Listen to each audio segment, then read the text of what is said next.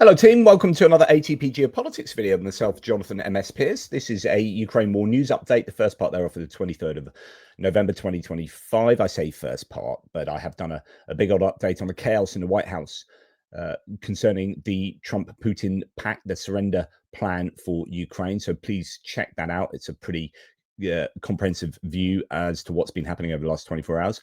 One of the main topics we're going to be talking about today, obviously the hits and losses. A few videos to share with you, stuff going on in Pokrovsk, but also I think probably the headline will be Moscow region thermal power plant being struck by Ukraine. I think that's quite a statement. That's energy within the capital region that has been affected by Ukraine. So I think that's a bit of a shot across the bow. And my position is that given all the chaos going on with regard to this surrender plan that is being dictated to Ukraine, I am thinking that Ukraine probably needs to say, in response to Trump reiterating that they have no cards, that they do have some cards. They need to do some really big strikes over the next couple of days to say, hello, look at us. We hold some cards. So possibly expect that. Anyway, before we get properly stuck in, please remember to like, subscribe, and share. That makes such a difference. If you haven't done so already, please do so. Right, let's get into it. Now, the Ukrainian General Staff figures, all the caveats apply to these, of course, and they can be found in the description below, linked there, show 920 personnel lost over the past 24 hours. So that's below the 1,000. That's dropped a little bit from the day before. 2 tanks and 8 armored combat vehicles, well below the daily average there. But artillery systems are shot back up to 26. That's over the daily average. 2 multiple launch rocket systems, 80 vehicles and fuel tanks. So a fairly decent number there, and a single piece of special equipment. Now, a couple of things worthy of note. 496 drones is well above the drones we have noted by the Air Force in terms of air defense. So last night there were 98. The night before was like 130 or something like that. So another 250, I think, added onto there, maybe even more, 260 odd drones. I'm thinking that Ukraine is dealing with a massive amount of drones on a daily basis. So we keep seeing, and some of these numbers, when they go particularly high, are as a result of a unit dropping a load of information. We talk about this with Andrew Perpetua and Jakub Janowski from Oryx. These open source aggregators of information are dependent on units dropping big montages often, and then suddenly you'll see a huge list from one side or the other. I have seen over the last few days quite a considerable number of drone destruction videos coming out. Molniya drones, all sorts of reconnaissance drones, interceptors working on Shaheds and all that stuff as well. So I'm wondering whether not only are the Russians using drones throughout the daytime that don't get included in the overnight statistics, but also the Ukrainians, like I said before, are dealing with an awful lot of different types of drones throughout the day, and sometimes they will just drop a bunch of montages that will mean that, oh, there's suddenly evidence of a whole bunch more. I don't know how the general staff how they derive their figures, whether it is from these. I doubt they're going to have montages. So the montages are put together for public consumption, whereas units supply evidence directly to the general staff, and I'm sure they'll be doing that on a daily basis, not on a but I don't know, not on a montage, maybe weekly or monthly basis even. Anyway, that's that. I do want to draw your attention to Dell's statistics. He puts together these general staff figures just to show you a couple of trend lines that I think are interesting. And I'm just going to move myself over to the left here. So you'll see this is the tank losses over time. The blue line will always go up, never go down. It'll either stay horizontal or go up, because that is the total number that's added to on a consistent basis. This purple line is a trend line. And then you have a 7-day sort of trend with the green dotted line. It's quite difficult to see there. And the orange, these bars are just the daily figures, right? And it gives you some stories to speak of with regard to the war. You can talk about, the Ukrainian counteroffensive, the lightning counteroffensive in Kherson and indeed Kharkiv, then the 2023 counteroffensive, which takes place around here. And then you just start seeing the destruction of Russian equipment really tick up because they start going on the attack in really significant ways, throwing all sorts of armored combat vehicle columns into, say, Avdiivka, all sorts of different places. But what's very important to note is that since, my goodness, what is this? Basically, for the last 6 months, I guess, or more, there's been a precipitous drop, I think, in Russian combat asset equipment lost because they're simply not committing it to the front lines. They either don't have it at all, or the new stuff they build is being stored for some other war that they're imagining is going to take place. I don't know, but they are definitely struggling to throw in meaningful amounts of tanks. They are not losing as many tanks. It's not the fault of the Ukrainians.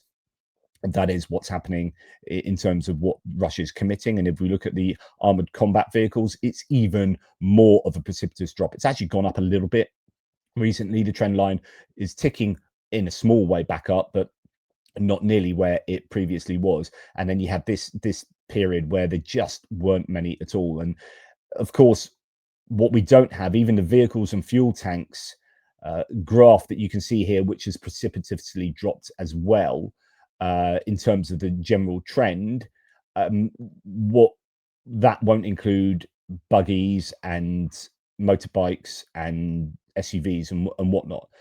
So unfortunately, it's people like Andrew Perpetua and the open source aggregators like him who are, well, he's probably the only one really counting all of those sorts of vehicles. Otherwise, you can be forgiven for thinking that if you compare the losses, say, on Oryx, who doesn't count the unarmored vehicles, it can look like the Ukrainians are losing more than the Russians because they use more combat assets than the Russians do these days. The Russians just simply are using motorbikes and buggies, and they will convey an advantage for doing so as well. Right, going on to personnel issues here. This is one of these videos that I always feel a bit uncomfortable sharing it, just because I just feel that the Russians are just so taking advantage over poor, often I guess maybe people with learning disabilities, maybe people who are destitute, people with addictions, all sorts of vulnerable people from Russian society are drafted into this war. And just look at this assembled band of misfits, and you're thinking, like, is this some kind of PR? Like, what? They're being recorded, I think, in order that the commander here just can take the piss out of them. Maybe it's saying something. Maybe it's like, look at who we are given. I don't know. This guy can barely stand up. Just, this is the standard of some of the Russian soldiers that are being committed to, I guess, the front lines. Just quite incredible. And you look at this whole line of people, and it is, you can't help but feel sorry for these people, ending up on the front lines and whose futures are being condemned by, I mean, they'd probably had little future anyway, given the welfare system in Russia, but now they're being essentially condemned to a probable death there. Now, Russian forces have captured the city of Pokrovsk, says AMK Mapping, on the 22nd of November 2025. And institute, he says independent sources, and then says that that's the Institute for the Study of War. Doesn't seem like this is at all reliable as a claim, and looks like AMK Mapping yet again is reiterating Russian sources. There are claims from the Ukrainians that Ukrainian defenders maintain their positions in the center of Pokrovsk and have cleared the areas of the railway station, the pedagogical college, and the Soborny Square from the enemy. The Russians are unable to gain a foothold. This is Max 25, referring to the 7th Assault Corps.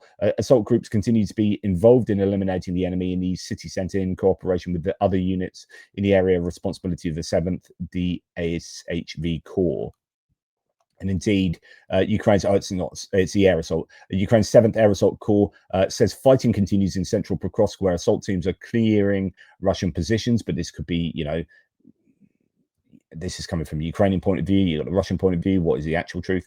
They report 388 Russians killed since early November. So in that particular area, 388 killed in the month. There probably aren't nearly as many troops from either side operating in Pokrovsk as you might think. Pokrovsk is horrific, but there are probably just twos and threes going from building to building, and basically both sides will undoubtedly be using as many drones as they possibly can to try and take those people out, those few people out, and you're going to have snipers and whatnot. With another tank destroyed on the city's southern edge coming from this video. Anyway, I'm then going to show you another video, or at least reference it. Russian forces tried to push into the southern outskirts of Myrnohrad, says War Translated. A video from frontline reporter Yulia Kyryenko shows them morning infantry assault on motorcycles was stopped and the attackers destroyed, according to the report. So again, talking about the sorts of vehicles that the Russians use, either they're on foot or they're using very light vehicles like motorcycles, as you can see on the screen now, being destroyed by the Ukrainians there. So yeah, that's the sort of tactics the Russians are using. Quite difficult for the Ukrainians to very easily take out. For example, in Malatok-Machka a couple of days ago, I referenced a video where you had and a claim concerning an assault where you had in Malatok-Machka area 2, I think, infantry fighting vehicles attacking full of Russian troops, and the claim was, I think, something like, I don't know if this is the same claim. Either in that claim, it was an entire platoon of Russians were eliminated, or it could have been the one where there were 28 Russians eliminated. But the point is, if you stack them all on single or a couple of vehicles, then that's much easier to destroy them all at once and kind of pick them off. If they're all coming on multiple motorcycles and crawling or running through the undergrowth or coming in twos and threes, then it becomes much more difficult to eliminate those kinds of attacks. Okay, so varying claims concerning Pokrovsk. Now, Special Operations Forces have struck targets in the Donetsk region in the battle for Pokrovsk, says Max 25 in relation to a video that's just been put out. I don't know which group this is. Anyway, enemy positions were destroyed. The height at the industrial facility was used by enemy snipers. Also, this building served as a point of accumulation for enemy personnel. So all these things getting destroyed in what is a 2-minute 13 video. In Shakove, a place of accumulation of assault groups on the Russian army was discovered and destroyed. At the time of the strike, the personnel of the 336 separate guards Marine Brigade were located in the building. In Rabinsky, that's just between kind of Shakova and Pokrovsk, the location of the logistics unit was hit. In Sontsivka, a temporary deployment point of the ammunition depot, the crew of these strike drones from the 6th Guards Tank Regiment of the 90th Guards Tank Division of the Armed Forces of the Russian Federation, wow, that's a long title, were hit. In the city of Dokuchayevsk, an enemy ammunition depot was destroyed. Now, okay, whoop-de-doo, but I think what's significant here about this video is it looks like the sorts of drones, now some of those drones are exploding with pretty decent firepower payload. And it looks like this is a footage from the sorts of drones you see attacking Crimea from like the Primari. It says FP2 there. So this is something I've been calling on for a long time. So this really is a very significant video, actually. I've been calling on the use of more significant drones to do the job of aviation, where they can't get enough aviation to blitz Russian frontline positions. They need to use drones in this same kind of way. And lo and behold, they must have good enough production now of FP2 drones. These are 200-kilometer drones with 105-kilogram payload on them. These do significant bangs.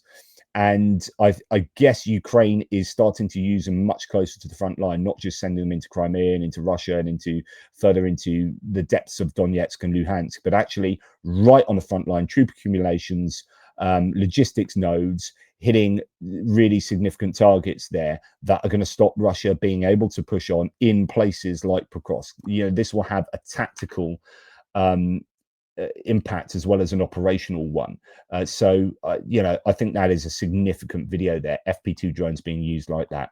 Now, as I reported yesterday, this came out and I included it on my live military aid news video, but it's ripe for hits and losses. This is an incredible bit of footage of an FP1 drone. Now, these are long distance drones that look like Lyuty drones with the upside down V-shaped back, but no landing gear. These carry a fairly significant payload.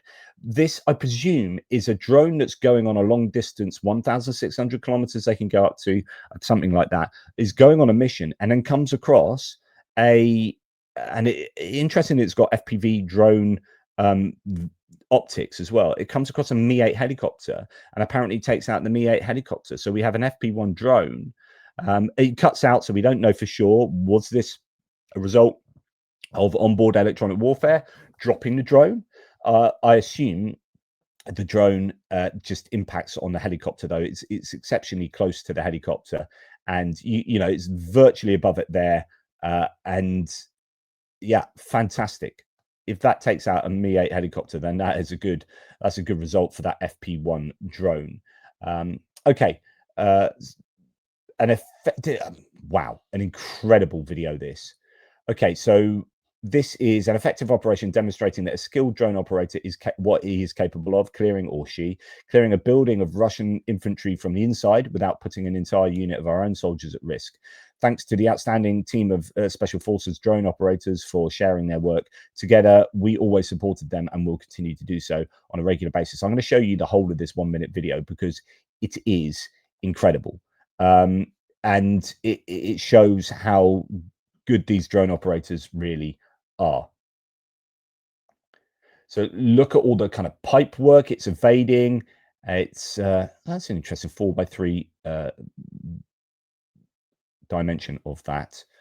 Almost like 3x3. It's almost square. But anyway, he is going through, or she again, the drone is going through all of. I say that because there are, you know, female drone operators operating on the front line, as you would imagine, just going everywhere, under pipes, under, over, through, just incredible, searching for someone. I don't know whether they know that someone's in there, where they've tracked them going in and they're like, right, we're going to find them. Because it certainly looks like they're going backwards and forwards looking for someone for sure, rather than just scouting it out. Like just going through that last bit there. And then you see these sparks. I don't know if these sparks is someone shooting from behind at the drone with a gun. I think it is. There's a gun shooting. And then it takes that guy out that's shooting at the drone. Now, what's interesting there is that just at the end, it looks like the drone actually gets shot. It kind of moves. There's a glancing blow, but he's not obviously very good at shooting here. He's the head down. You'd hope to have better success shooting at a drone that's really right next to you, and it does sort of look like a round ricochets off the drone. Incredible bit of footage, though. And then some more incredible footage. This is 4 heavy bomber drones simultaneously attacking a group of Russian soldiers. I'm not going to zoom in on this. I don't want to get sort of in trouble from the powers that be at YouTube. But look, you've got these are hexacopters. So you've got 6 sets of props there. You've got 1, 2, and the one that's actually filming this. And then you've got, another one comes in. You can just see it there. 1, 2, 3. It's just incredible. And the one that's actually dropping bombs as well, that you can see 4 basically Baba Yagas absolutely nailing a group of troops here. I mean, that's a nightmare for these Russians. They are very scared of the Baba Yagas. They're held in quite high regard in terms of the damage they can do, and Russia's not quite been able to produce their own Baba Yagas on the same scale that Ukraine is able to, and Ukraine uses them, according to the Russians, very effectively indeed. Here you've got 4 of them just hammering at these troops until there are none left. Russia empties out its ancient T-72 reserves. This is no doubt in response to the Kobat, Kaval, and John P. video that's just been released. They are people that Kobat, Kaval does the videos. John P. does the looking through looking through satellite imagery and compiling. Well, both of them do that actually, but John P. compiles these. It's not the John P. that's in our threads, but one on Twitter who compiles these Excel spreadsheets of what the Russians have left in their deep storage facilities. So Russia empties out its ancient T-72 reserves throughout the war. The oldest T-72 variants have been long withdrawn.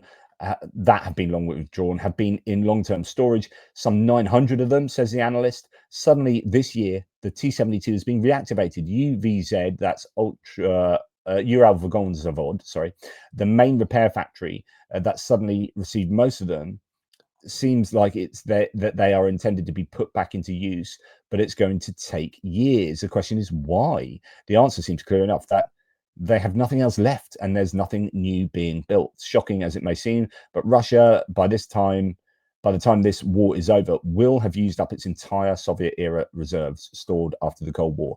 Once these are gone, all they have is heat.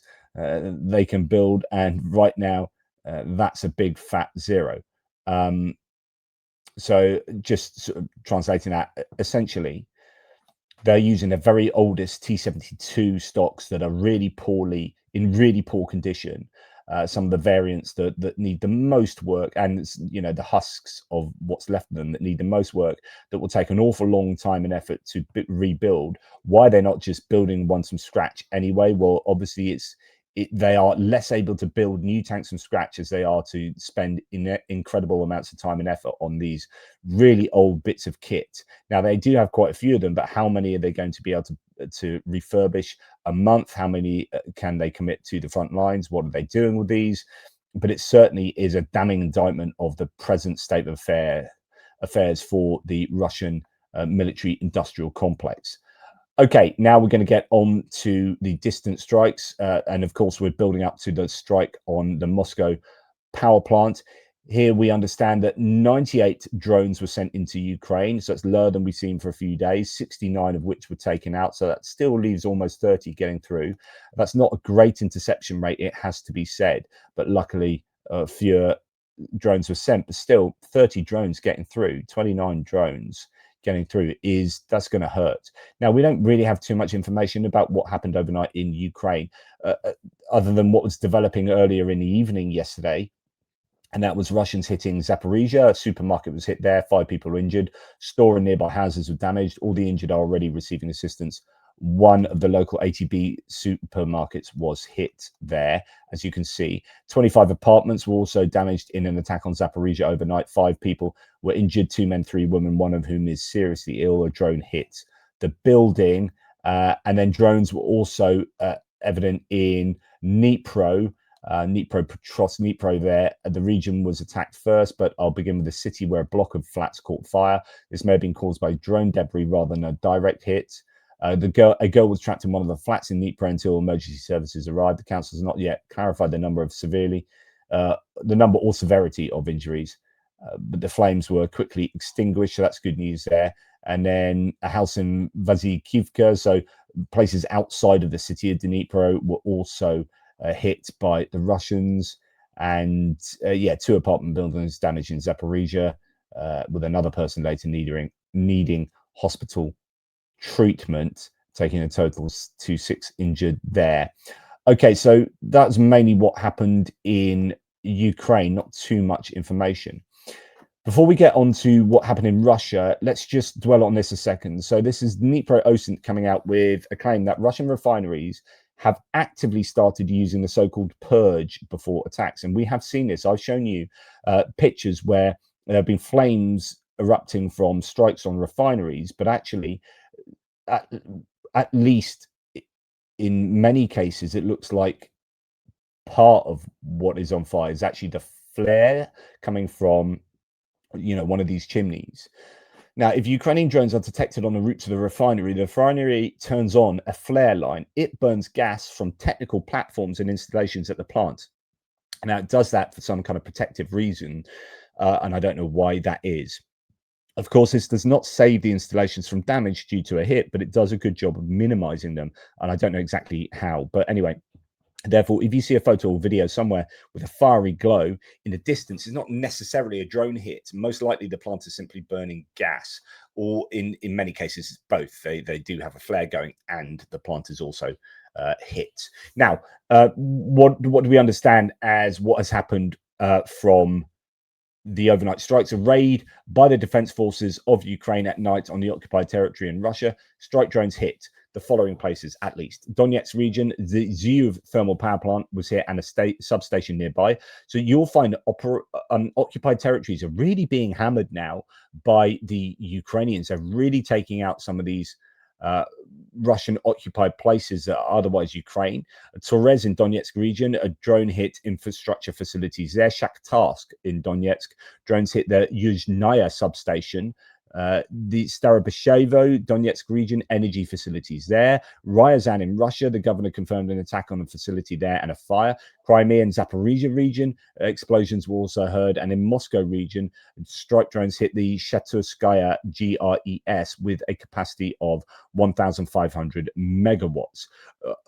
A lot of activity, most of it in occupied regions. So we do have videos of some of these. Starobashevo, Donetsk, drones hitting energy facilities there. There is a video with audio. I'm not going to play it, but essentially you get the understanding of some flashes in the background. You're thinking that's probably electrical substation because of the white flashes there. This is a pretty impressive explosion. More strikes on Russian-held infrastructure have been reported in occupied Dokuchayevsk, Donetsk region. A hit caused a citywide blackout. Local sources confirm power is out following the impact there. And then another substation was reportedly hit in Shakhtarsk, occupied Donetsk region. Local sources note disruptions to Shakhtarsk. And reports from local channels say the Zuivska thermal power plant in occupied Donetsk region is also under attack, or was under attack. And reports from Budon, so this is another one actually. Budyonovsk in Russia's Stavropol region indicate a large fire at the Stavrolin chemical plant, which was previously attacked only, I think, a week ago, and maybe has had several attacks previously targeted by Ukrainian forces then. The cause of the current blaze is yet to be confirmed, but that's another one to add to the list that we heard earlier. And then also we understand Ryazan and Bryansk were targeted. Here's a video from Ryazan. Ukrainian drones striking there, but not quite sure what was hit. So I think quite a lot of places are probably hit, but we just know very little information about them. Overnight and into the early morning, Ukrainian drones struck targets in Anapa and Novorossiysk. So this morning I did see some smoke coming up from the forest just outside of Novorossiysk, which is that port on the eastern Black Sea coastline that the Russians control, where their Black Sea fleet is now stationed. So there does seem, I don't know that if there was maybe the Russians' air defense is now pretty decent there, and they stopped any drones getting in, and they fell outside Novorossiysk. I don't know, but Anapa and Novorossiysk were targeted. Reports suggest naval assets on the port of Novorossiysk may have been targeted. Quote, 5 to 5, the sirens, one witness said, as explosions echoed along the Black Sea coast. Now, we are going to move on to the main bit of news really coming from strikes last night. So as you can see here, fairly sizable explosion. This is apparently the Shatura power station in Moscow region being hit overnight, igniting transformers at the 1,500 megawatt facility, with locals reporting at least 6 strikes. And in fact, there were strikes later in the morning, actually. Ukrainian OSINT researcher Cyber Boroshno assessed damage at approximately 820 megawatts, with strikes hitting 2 transformers at the 210 megawatt units and a gas distribution station feeding a 400 megawatt German built unit. So there are 2 of the fires. I think there were 3 fires in all at the facility. Here, severely hit by Ukrainian drone, says Tendar. Several explosions and huge fires can be seen. Sometimes, though, big fires don't necessarily mean like huge damage over a long period of time. It's just so difficult to know what the lasting damage might be. 3 fires on the territory of the power plant, 2 near the workshop, and 1 where fuel is located, according to Supernova there. And then we have here, as we've heard, Cyber Boroshno reporting those. The total power generation losses are estimated to be 820 megawatts. Some of the power units of the power plant were under repair at the time of the attack. So perhaps it had been attacked before, or unless they were just doing general repairs, I'm not sure. Now, 5 drone strikes hit the Shatura power plant in Moscow, igniting oil-filled transformers, says no reports. Locals reported up to 5 explosions. Russia has again closed Moscow airports as a drone raid continues. Shatura is a 1,500 megawatt thermal plant, one of the oldest supplying the region with power and heat. So, fairly significant explosions. But how long will that last? In fact, there are claims that they've pretty much got it under control. That's quite a revealing image or video coming from the Shatura power plant there. And here we have a a video. Obviously, you're not going to hear the sound here, so I might as well turn it off. Now, we'll rewind it back. It's fairly sort of chaotic after they realise that a drone's fairly close by. Now, that looks to me like an FP1, and it goes into its dive and then hits. But I don't know that it hits. I mean, that's going to cause some damage, but it looks like it's just kind of missed pylons and crucial infrastructure there. So I get a sense that that one missed, but there's another one. I think this is a different drone, and you can see air defense shooting at it from the left there. And then there's a bit of panic, and it comes down. And I think this isn't two different ones spliced. I mean, there are two different ones spliced together, but I think that was hitting somewhere else, that one. But I can't be 100% sure of that.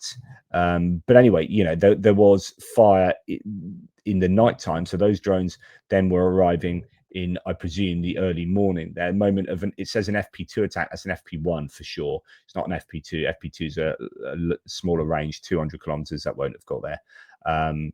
But there you go. Mobile power stations have reportedly been deployed to Shatura, signaling a shutdown of the Shatura power plant following the recent drone strike. So that's a good indication for Ukraine. Emergency power is being rushed to stabilize the local grid there. And as I said earlier, you would hope that this is one of these opportunities that Ukraine is hopefully going to take to really put it back to the Russians and say, look, we still have cards.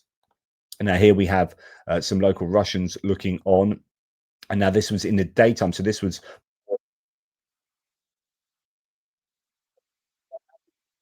by the looks of it, that young lad and someone else showing. I mean, it's always a risk putting your face on these videos, isn't it? I think they could end up getting themselves in trouble. So anyway, in the morning, it was still burning big time, and that's black smoke billowing out there. And yet the latest we hear is this new footage shows smoke still rising from Shatura power station after 3 transformers caught fire, says War Translated, with Russian media reporting most blazes now extinguished. It does look like that is the case. That is coming from, is that the same side? But yeah, it's now white smoke coming out of the power station there rather than the brown, the black smoke that we saw initially. So that evidently still some issues, but that's a big old building, and those drones, although at nighttime those fires look really problematic, it might not be as bad a damage as you might think. But it also probably says to the Ukrainians that, hey, we can hit that. Should we try and hit it again tonight? We successfully hit it last night. So you may be able to expect some more. But there you go. Just remind you, please hit the subscribe if you haven't already. That'd be fantastic. Right. Okay. Russia is selling its gold. I sort of hinted at this yesterday. The analyst takes it on today. Russia is selling its gold reserves to raise money. It once stood at 405.7 tons. It's now down to 173.1 tons.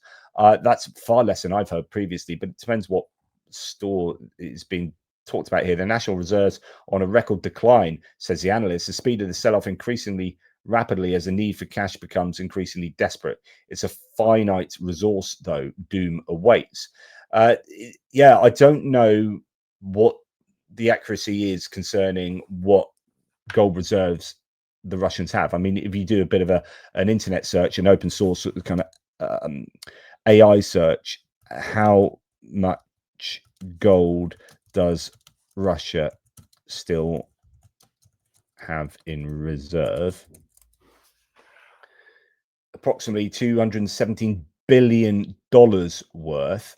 Okay, so that's quite a fair amount of money's worth, but in terms of tonnage, that is obviously, you know, going to be different. So we'll then ask AI what it thinks and get an answer. Sorry, I'm doing this live effectively. So AI here says a key fact. So total gold holdings around 2,329 tons as of Q3 2025.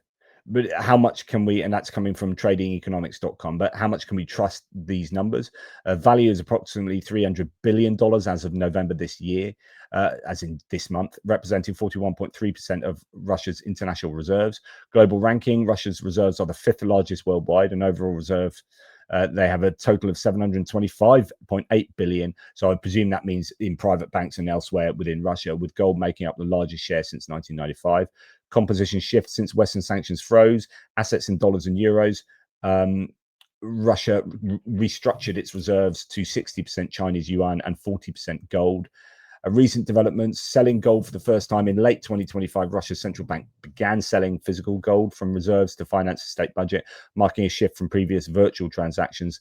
Liquidity strategy: the Kremlin has increased domestic gold transactions for the National Wealth Fund, citing gold's enhanced liquidity.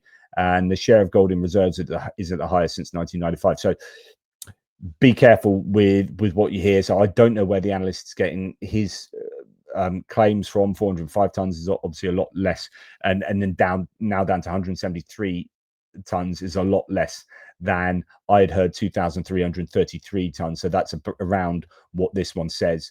But again, official figures coming from Russia aren't necessarily going to be correct either. So who knows? But if they are selling gold, then that shows that they are in trouble. Like, they're selling their reserves. Now, the Netherlands opens fire on suspicious drones near an airbase housing US nuclear weapons. The drones were spotted above the Volkel airbase overnight. Dutch Minister Ruben Brekelmans said on November the 22nd the drones flew away after weapons were deployed, and an investigation is underway.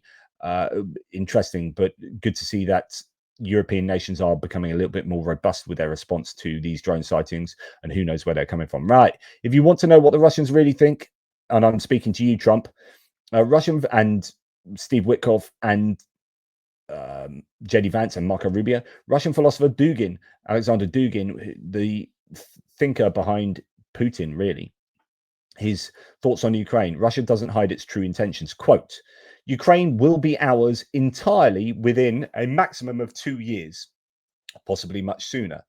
There will be no sovereignty left there at all, since Ukrainians are absolutely incapable of using it. They never have been and never will be. This is not the case.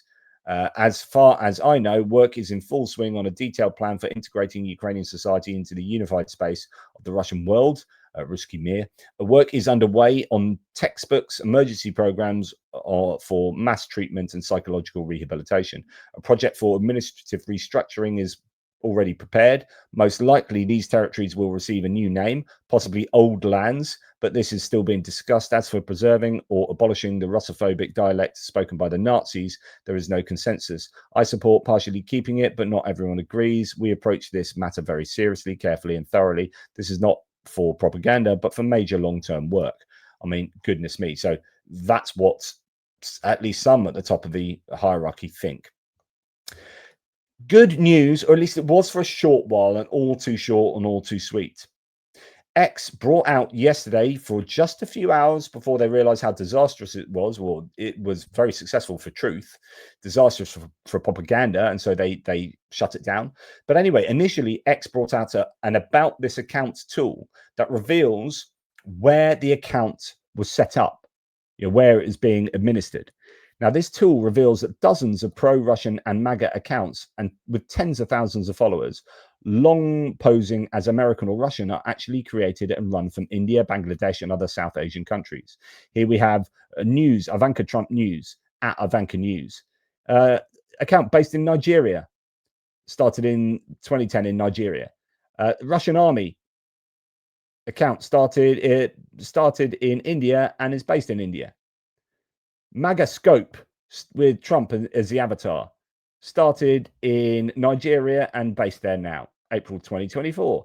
Papua New Guinea one for Captive Dreamer as a MAGA account there. Goodness me, it's absolutely incredible. This went off last night, yesterday. Incredibly important. Today has been an absolute bloodbath, says OSINT Defender, for many of the large accounts in the MAGA, pro-Russian, pro-Chinese, and pro-Iranian and pro-Israel and crypto communities following the implementation of account location information by Twitter, by X. Ultra MAGA, Nigeria. Ultra MAGA Trump. Commentary, Tom Homan. So Tom Homan, the border czar, based in Eastern Europe, non-EU, so Serbia or somewhere. MAGA warrior, based in South Asia. That's interesting for a young American-looking white woman. MAGA warrior, Southeast Asia. And India for Russian army, as we've already seen with that one. So this caused a right old fracas. Now, we have a new heat map showing where most MAGA accounts on Twitter operate. And you'd expect them, most of them to be in America, right? It turns out that very few of them really, actually, most of them appear to be coming from Africa, even Madagascar. You've got Indonesia. You've got what looks like Bangladesh over there, some in India. Then you've got the Middle East, huge amounts in Middle East, Iraq and Iran and sort of Persian area. And then you've got the Caucasus. And then, not so much in Russia, interestingly, but I wonder if they can even hide that with VPNs and whatnot. You do have some there in Russia, a fair few, but not compared to Africa. Africa and the Middle East and Persia seem to be the real area, if that is indeed a true representation. So, as this source says, Democrats have rung the alarm bell about foreign psyops for almost a decade now. We were laughed at, smeared, called hysterical, but now it's undeniable. MAGA is and always has been a foreign-based operation to destabilize, divide, and eventually destroy the United States.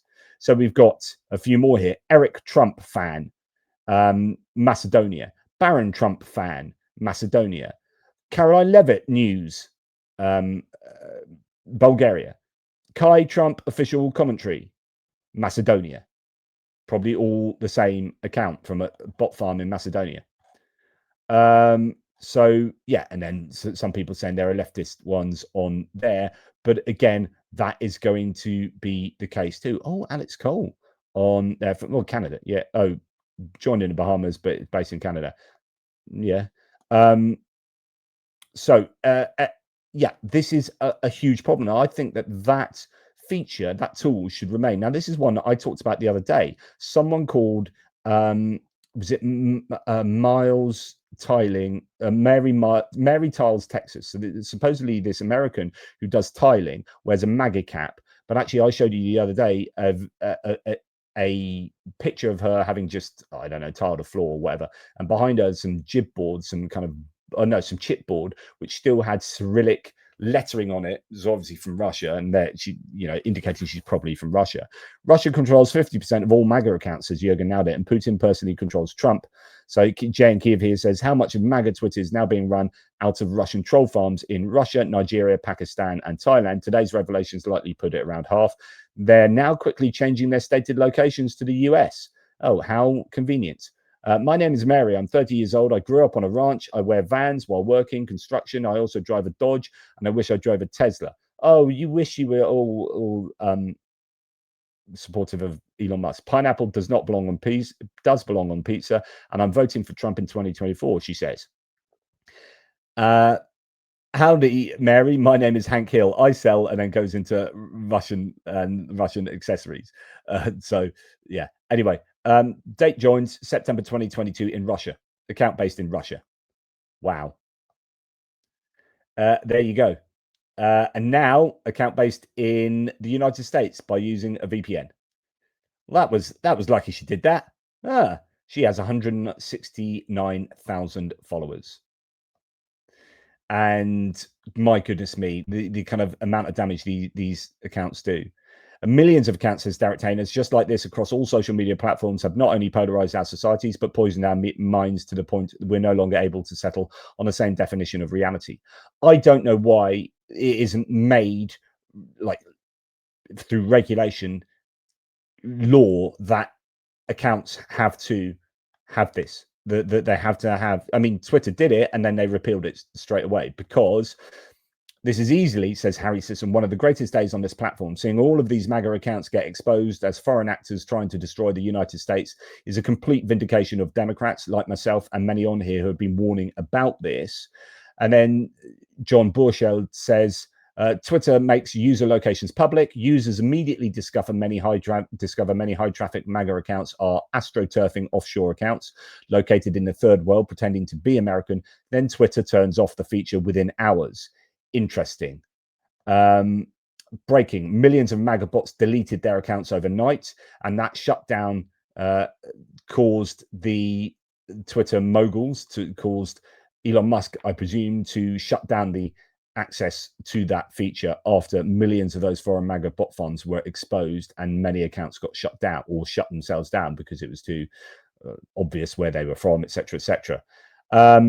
Yeah, absolutely incredible. That's it. That should be a huge bit of news. That should be news. That should be, in my opinion, like on mainstream media news, on like the 10 o'clock news. They should have a feature on that. People need to know.